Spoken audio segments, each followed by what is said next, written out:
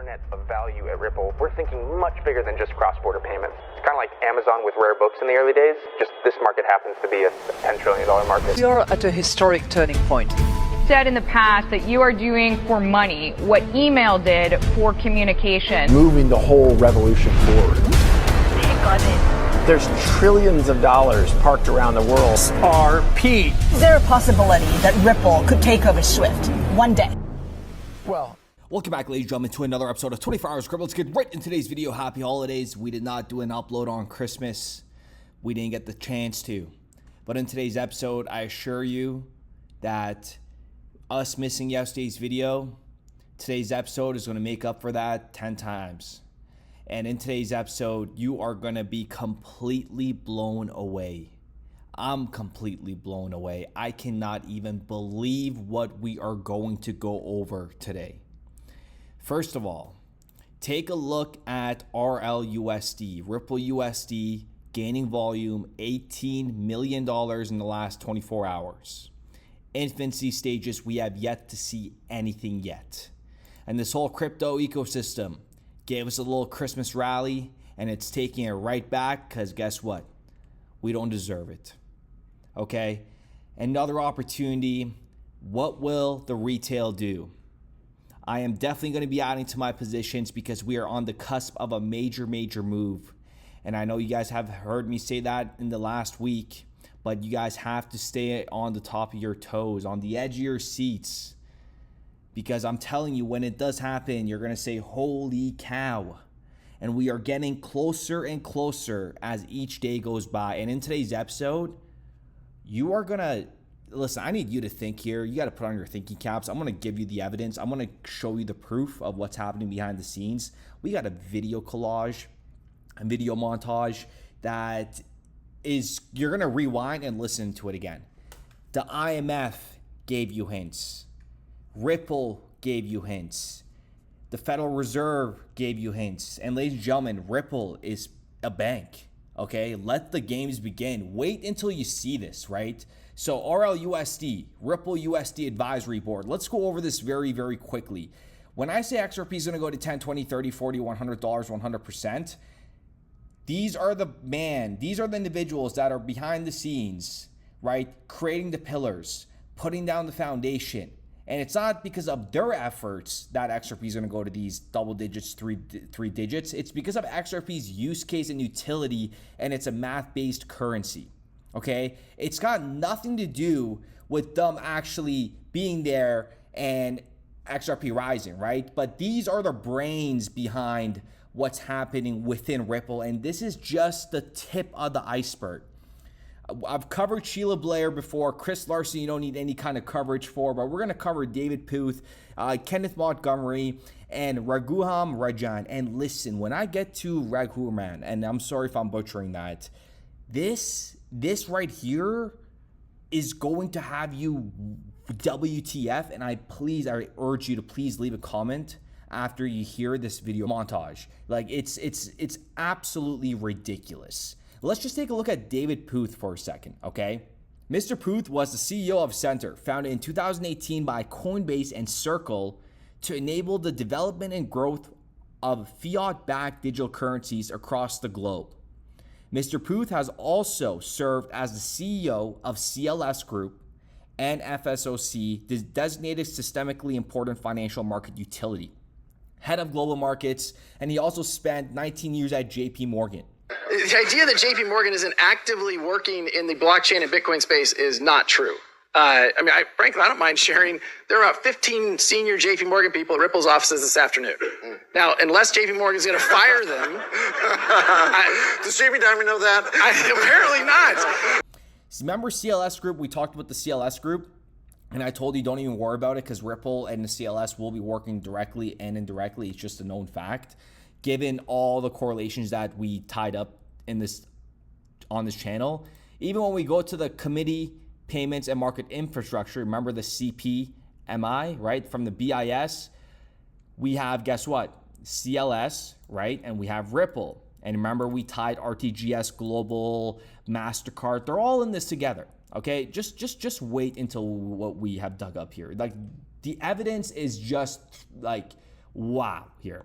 And then when we go to David Puth's LinkedIn profile, as you could see, CLS for 6 years, 4 months, head of currencies, commodities, and emerging markets at JP Morgan for 19 years, also a board member of the CME Group. Ladies and gentlemen, and he was also a strategic advisor at R3 the same time, okay, the same year, like as soon as they introduced XRP as a settlement currency within R3, okay? Like, they know exactly what's being designed behind the scenes, and they've been all in the works for a very long time, and this episode is going to show you exactly what I mean by that. Like, we're talking since 2019, and the fact that this video, you should keep an eye out for Mr. Raghuram, like this right here, this is going to make you go, wow. And then when we move over to Kenneth Montgomery is an accomplished executive with 40 years of experience in technology, payments, finance, and operations. Recently, he served as first vice president and chief operating officer at the Federal Reserve Bank of Boston as a program executive for the FedNow services, the Federal Reserve's first new payment rail in 50 years, enabling financial institutions across the U.S. to offer instant payment services. And like, that is just monumental, because just when we go on to his LinkedIn profile here, as you could see, FedNow Service Program Executive, like, look at what he was working with. Like, this is a very big deal. And like, now he's on the board of advisory for Ripple. What does that show you, right? Or what does that tell you? This transformational initiative will, with a staff of over 500, was the Federal Reserve's top program priority, supporting faster payments in the United States with interbank real gross settlement and integrated clearing, right? This was the Federal Reserve's top priority. And if you guys remember our last video, we were talking about the FedNow Council, like, come on, right? If you missed the last episode, the link is in the description down below. Go ahead and check it out. But even when we talk about this, the FedNow service, remember what Jerome Powell said, and now we have Ken Montgomery coming here, where he was pretty much like the king of the FedNow when it was rolling out, right? And listen to what he says here. Looking forward, rapid changes are taking place in the global monetary system that may affect the international role of the dollar in the future.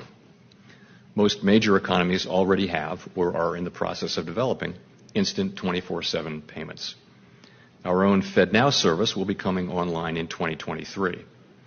And in light of the tremendous growth in crypto assets and stablecoins, we are examining whether a U.S. central bank digital currency would improve upon what is an already safe and efficient domestic payment system.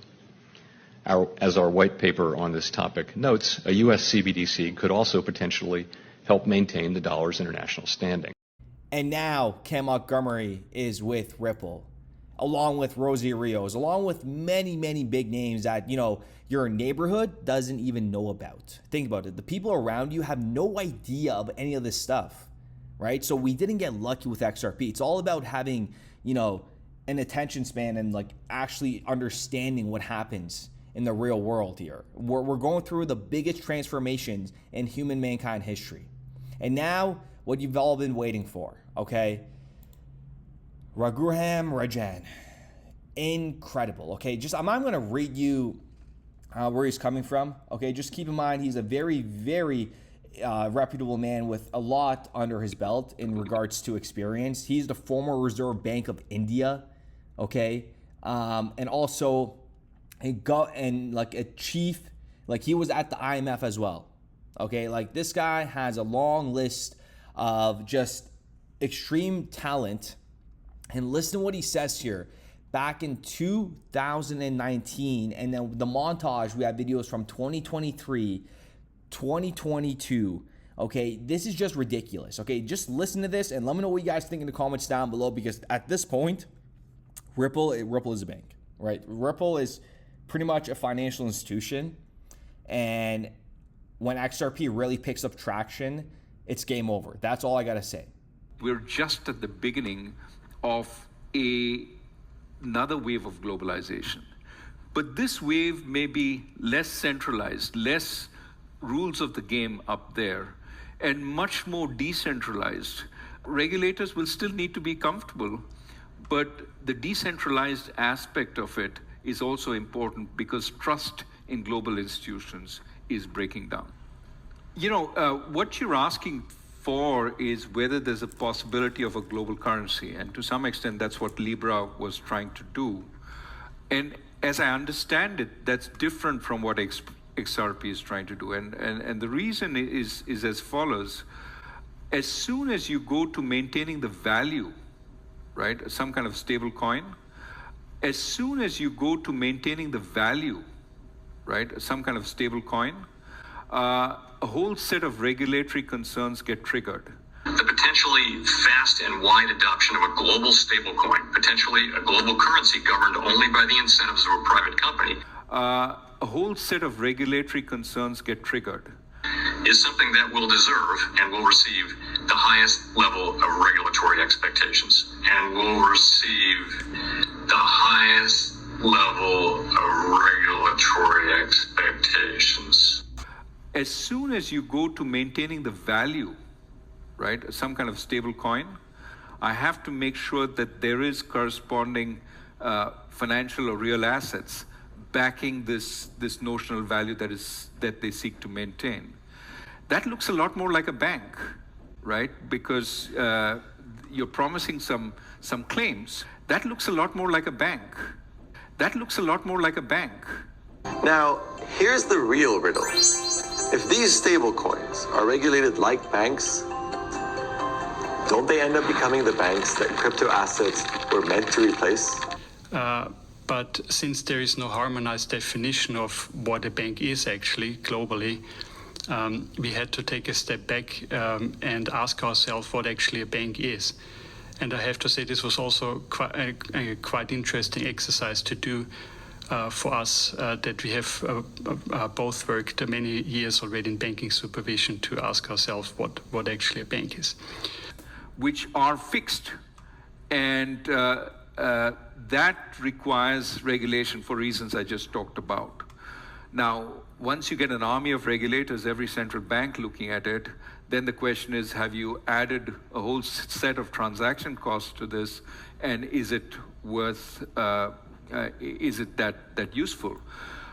As I understand it, what is attempted with XRP is not so much maintaining the value, but offering a vehicle for exchange, which is quite different, because there you can have value fluctuating. All you need is value to be stable for 10 seconds while the whole transaction takes place. And as a result, there's a whole different need for regulation. You don't need to regulate value. I don't care. So long as there is some value, the transaction can certainly take place. And as a regulator, I'm not so worried about either this displacing my fiat currency, because you're moving from one fiat currency to another. It's just an interim value. And it's a means of exchange, but it's neither a store of value nor a unit account, et cetera, et cetera. And then you even heard the BIS telling you on their podcast there, we had to do an exercise where we had to go revisit the whole concept of a bank. Like, what is a bank, right? Like, does that, and he even says, we had a long list of, experience in the banking sector and all that stuff, and we even found it a very strange for us to talk about this matter, right? Of like, what is a bank?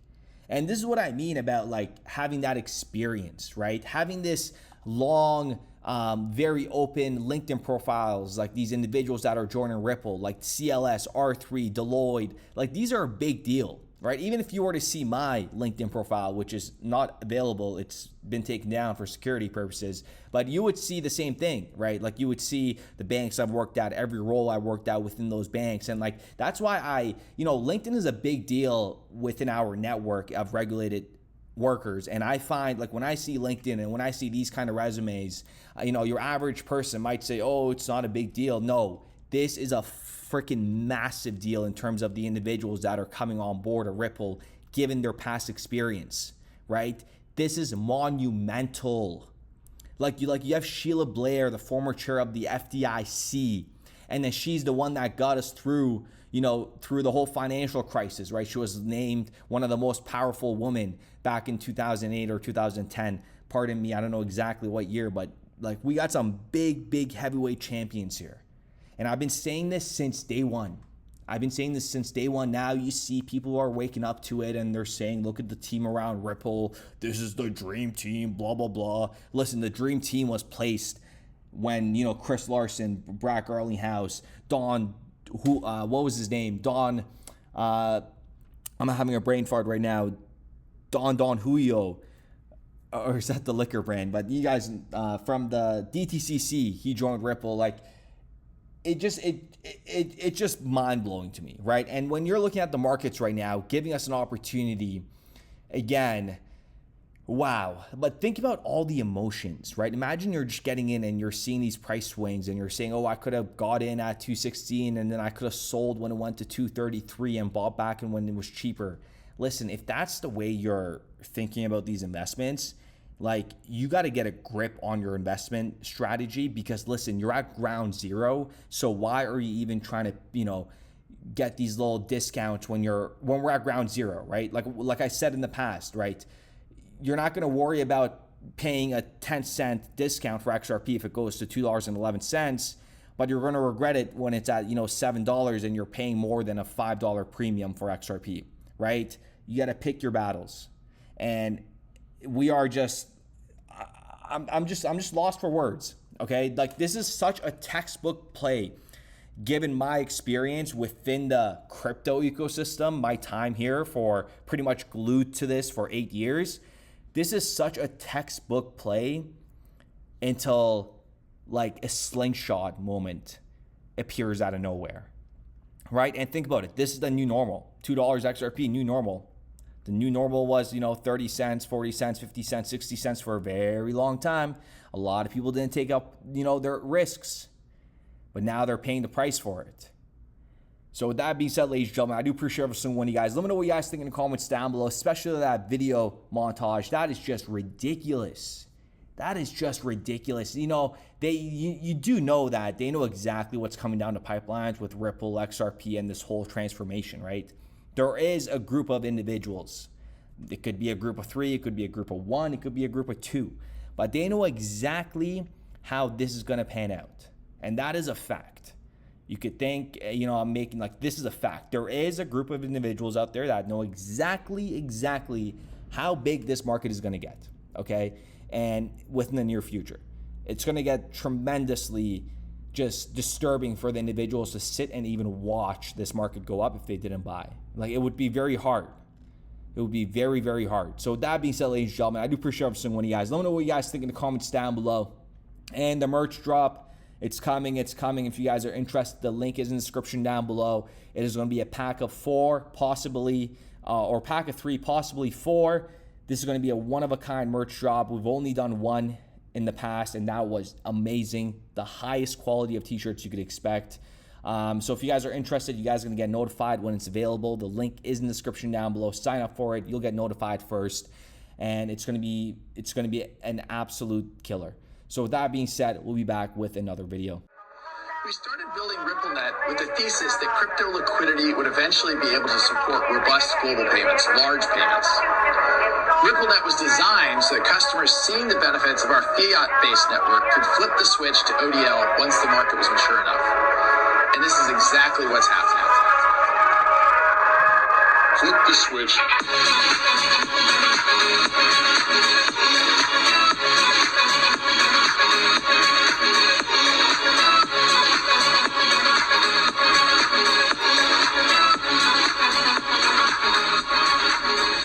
I think what we're building has, it's solving a real problem.